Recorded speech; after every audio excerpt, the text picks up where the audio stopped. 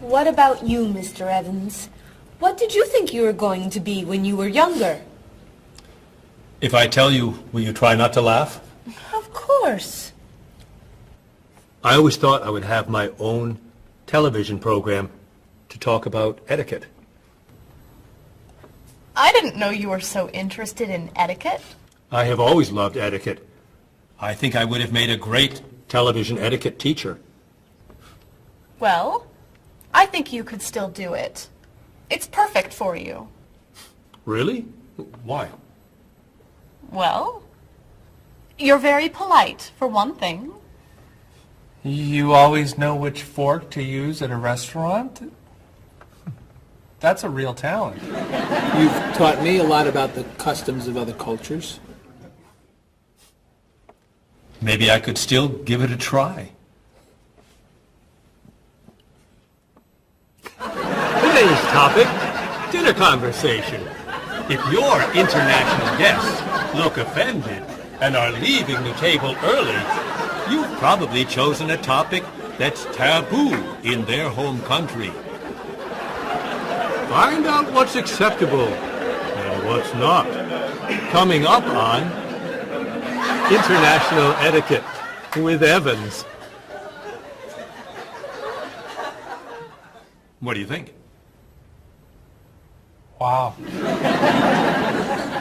Amazing. Unforgettable. You have a real talent, all right? Thank you. I don't know.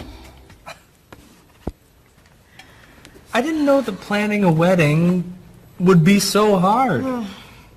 Marie, could you give us your opinion on a few things? I'd love to. First, how many people should we invite? Bob wants a small wedding. 20 guests would be nice. I want a large wedding. About 300 people. 300? Yesterday you said 200. I have a lot of relatives who want to come. Then there's the location.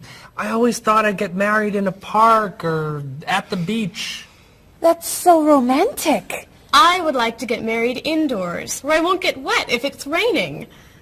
That makes sense.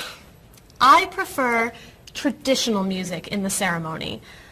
Contemporary music. I'd like a long ceremony and a short reception. I want a short ceremony and a huge celebration afterwards. I want a white cake. And I want... A chocolate cake. I know. How are we ever gonna agree on this? Don't hurt yourself. Here's an idea that might work. Plan a wedding that's big enough to include all of Cheryl's family, sorry Bob, in a park on Oak Street that has that building where you can go if it rains. You can have traditional music in the ceremony and contemporary music at the party. And you could have 2 cakes at the reception, 1 white and 1 chocolate. Sounds okay to me. Me too. Hey, we did it! Oh, yay! Oh, I'm so happy. Excuse me? Oh, Marie, thank you so much. You're amazing. We couldn't have done it without you.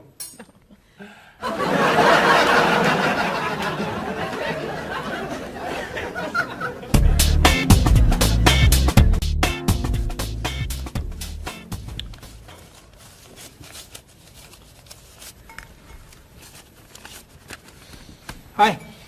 Lunchtime is over. Are you coming up to the office? I'm too tired to go back to the office. Planning a wedding is hard work. I need a holiday.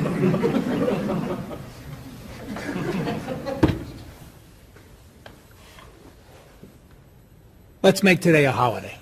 We'll tell Mr. Evans we can't come back to work. That's a great idea. What are we celebrating? You're getting married. How about National Wedding Day? What happens on National Wedding Day? I don't know. Why am I the one who has to think of everything? Why don't we make it National Singles Day instead? All the married people give gifts to their single friends.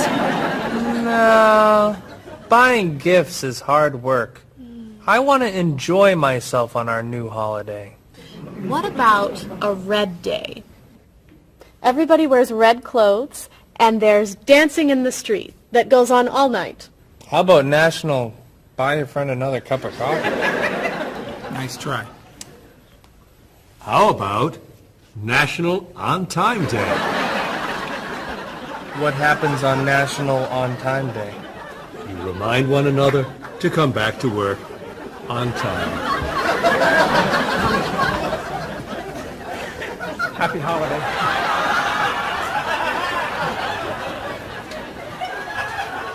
Waitress.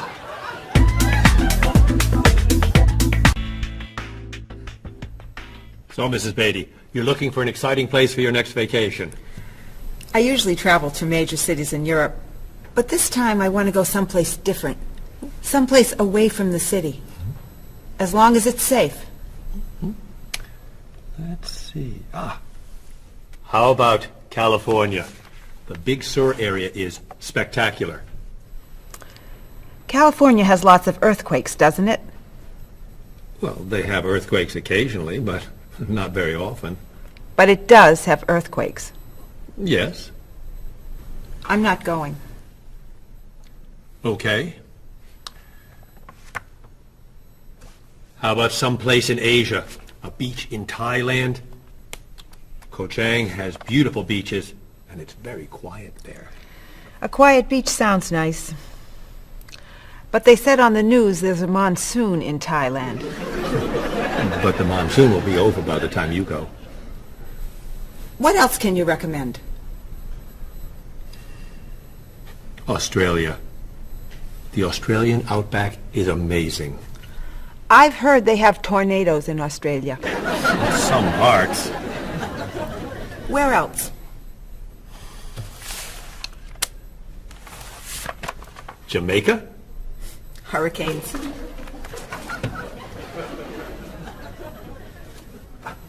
South Africa? Floods. Hawaii? Landslides. You know a lot about natural disasters, don't you, Mrs. Beatty? Let's see. What about Finland? Finland? It's wild, beautiful, and very different from other parts of Europe, and nothing bad ever happens in Finland. Finland sounds good. I'll go to Finland. Great. I'll book your tickets.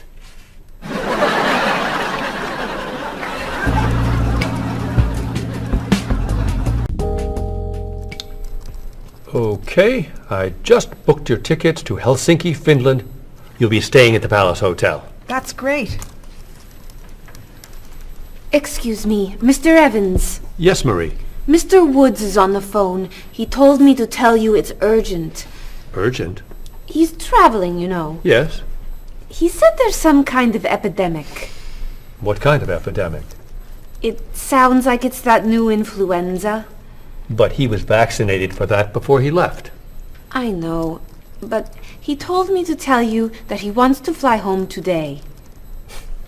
On the internet, it says only 3 people are sick. That is not an epidemic.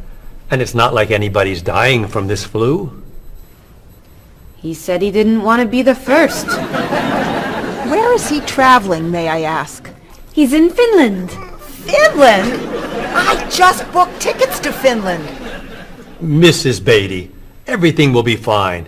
You'll get vaccinated, and you'll have nothing to worry about. I'm not going to Finland. You told me nothing bad ever happens in Finland. Mrs. Beatty, I can't think of anywhere in the world you can go and be completely safe. Right here in this city, you could go outside and get hit by a bus. But you can't let that stop you from doing the things you want to do. Look, why don't we go to lunch and we'll talk it over? I don't think she's going anywhere.